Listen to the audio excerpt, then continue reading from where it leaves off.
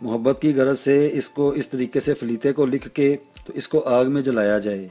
एक ही मरतबा, चाहे आप कोई भी 100 मरतबा इसको लिख ले, चाहे 500 मरतबा लिख ले, एक ही मरतबा इसको लिख के तो दिन में 3-3 करके इसको जलाना चाहिए। जिस तरह की आगे फिर जो कैफियत हो, तो जो भी जिसके ऊपर इसको किया जाएगा तो वो इसको करने वाले के हक़ में बेकरार होता जाएगा। ये प्यार मोहब्बत की गरज से एक है जल्दी जल्दी करने वाला अमल।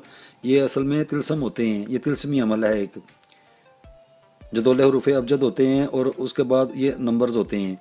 तो इस हवाले से भी इसको करके देखा जाए तो ये बड़ा मुजरब किस्म का एक बिल्कुल मुख्तसर अमल है, लेकिन इसका जो रिज़ल्ट है वो बड़ा तेज़ है। इसको भी काफ़ी मरतबा आजमाया है, किया है, और ये काम चीज़ करती है। तो इसको बहुत ज़्यादा भी लिखा जा सकता है, और इसमें और ज़्यादा असर पैदा करने के लिए अगर इसको किसी के पहने हुए कपड़े के ऊपर लिख कर तो फिर जलाया जाए तो वो तो फिर क्या ही बात है। यानी कि पहली जो तरजीह है वो इसी तरह की है। ये मसला आ जाता है कि पता नहीं पहना हुआ कपड़ा किसी के पास है या नहीं है, या पता नहीं कुछ भी हो सकता है। तो कपड़े के ऊपर अगर कोई करेगा तो इसी चीज़ को लिख के तो उसको जला दिया जाए आग में।